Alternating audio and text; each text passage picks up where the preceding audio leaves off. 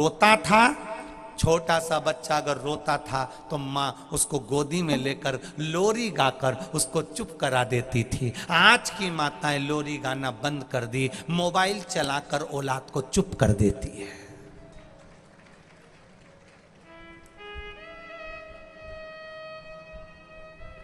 पहले के बच्चे भोजन करते करते अपनी दादी से, अपनी माँ से कहानी सुनते थे।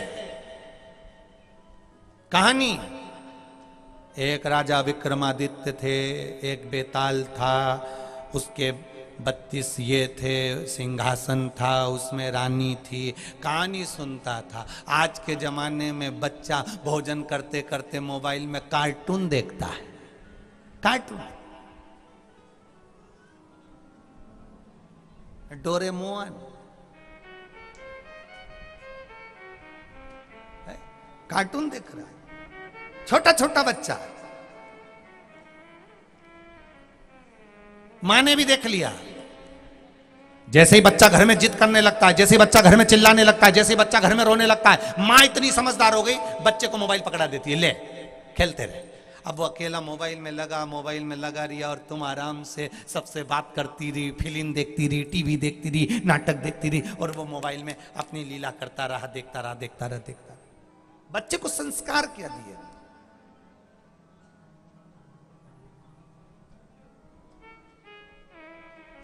दूसरे धर्म के लोग छोटे छोटे बच्चों को अपने धर्म की बातें सिखाते हैं। केवल हमारा सनातन हिंदू धर्म ऐसा है, हम अपने बच्चे से कभी नहीं कहते कि तू मंदिर जा।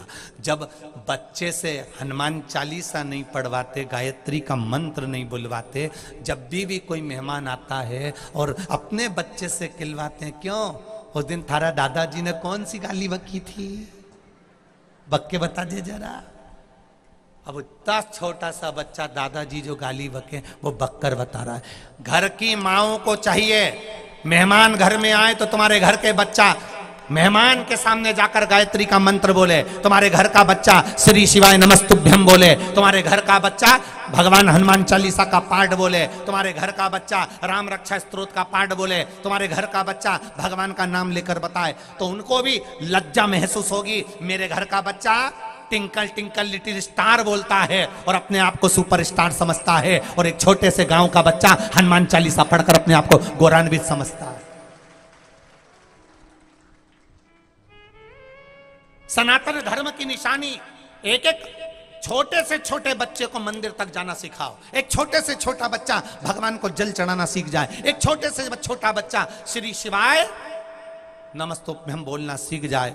समझ लेना, तुमने पृथ्वी पर रहकर पृथ्वी का जो अन्न खाया था, उस अन्न का तुमने कुछ कर दिखाया और अपने सनातन धर्म को तुमने अग्रण्य प्रदान कर दिया। ये सोच ले।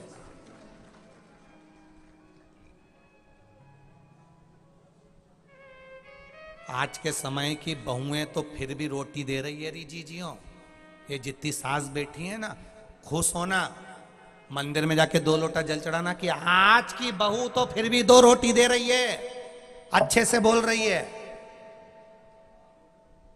पर बहू को एक बात जरूर कह देना, तेरा क्या होगा रे कालिया।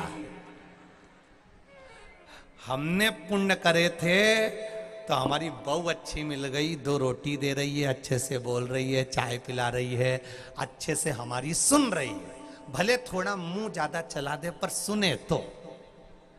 आज की बहू इतनी तो सुन रही है, बहुत है। पर बहू से कहना, बेटा हमने तो अपने जो संस्कार दिए थे वो हमको दिख रहे हैं, तू भी अपने बच्चे को अच्छा संस्कार देना। हमारे को हमारी चिंता नहीं है, क्योंकि तू बहुत अच्छी आ गई। तू हमको रोटी भी दे रही है, संभाल भी रही है, दवाई भी दे रही है, शिव पुराण भी सुनवा रही है, पर चिंता तेरी लगी है। क्योंकि ये अंग्रेजी स्कूल में पढ़ कर औलाद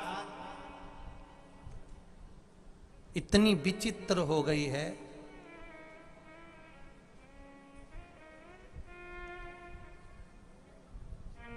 घर के फादर को छोड़ दिया है और ना जाने कितने फादरों के चक्कर में पड़ गई है। समझ में नहीं आ रहा है, समझाना इन बच्चों को।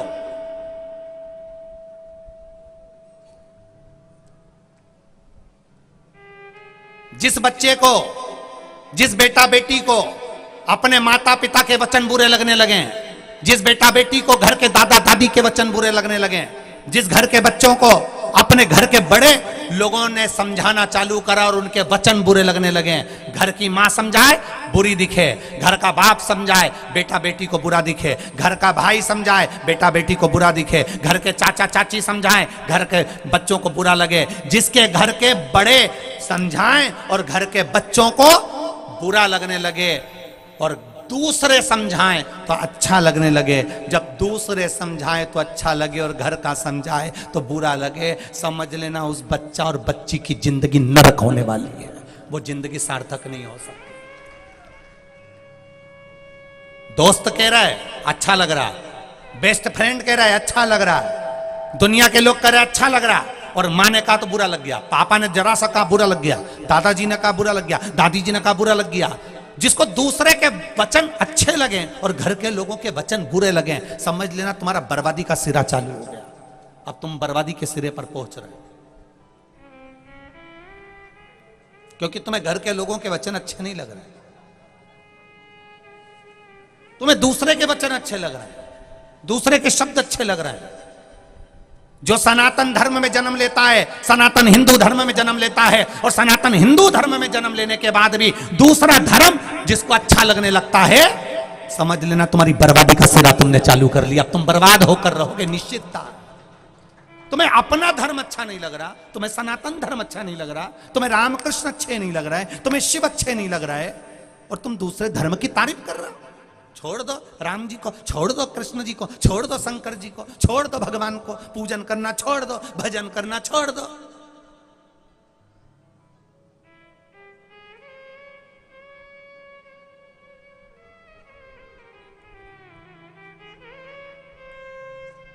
इतनी मोटी मोटी किताबें लोग फ्री में बांट रहे हैं केवल ये कहने के लिए कि भगवान छोड़ो, राम छोड़ो, कृष्ण छोड़ो, शिव छोड़ो, बस केवल हमें भजो, हम ही भगवान हैं, हम ही सब कुछ हैं। दुनिया के लोग ये कह रहे हैं भगवान छोड़ दो, राम छोड़ दो, कृष्ण छोड़ दो, और एक दिन ऐसा आएगा कि ये मोटी मोटी किताबें छब्बा छब्बा कर फ्री में जो बांट रहे हैं, ये आने वाले समय में कह देंगे तुम अपने बाप को भी छोड़ दो। तुम्हारा बाप भी यही है, पिता भी यही है। कितना आडंबर फैला के रखा है लोगों ने, कितना आडंबर। किस लक्ष्य की ओर जा रहे हैं? ध्रुव जी महाराज अपनी बुआ के पास में बैठे, बुआ ने